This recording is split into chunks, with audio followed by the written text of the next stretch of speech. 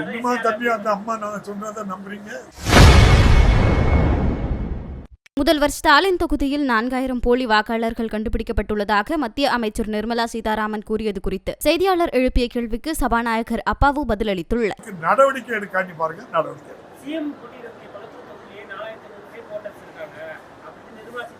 என்னமா தம்பி அந்த அம்மா நான் சொன்னதை நம்புறீங்க? அந்த அம்மா சொன்ன நம்புறீங்களா?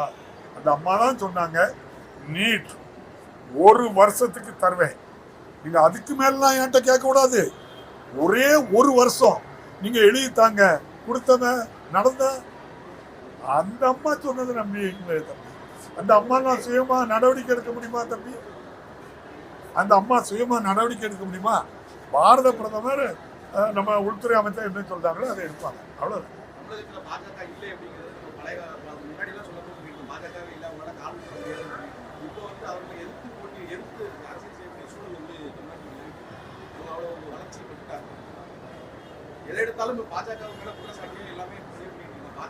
பாஜக தமிழ்நாட்டு பாஜக பற்றி பேசுறது நம்ம பேசுறது எல்லாமே ஒன்றியத்தில் ஆட்சியில் இருக்கக்கூடிய பாரதிய ஜனதா கட்சி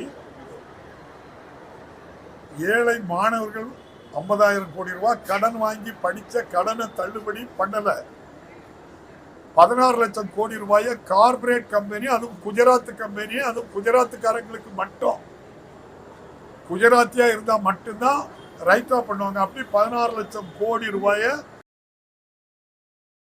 செய்திகளை உள்ளது உள்ளபடி தெரிந்து கொள்ள ரெஃப்ளெக்ட் நியூஸை சப்ஸ்கிரைப் பண்ணுங்க.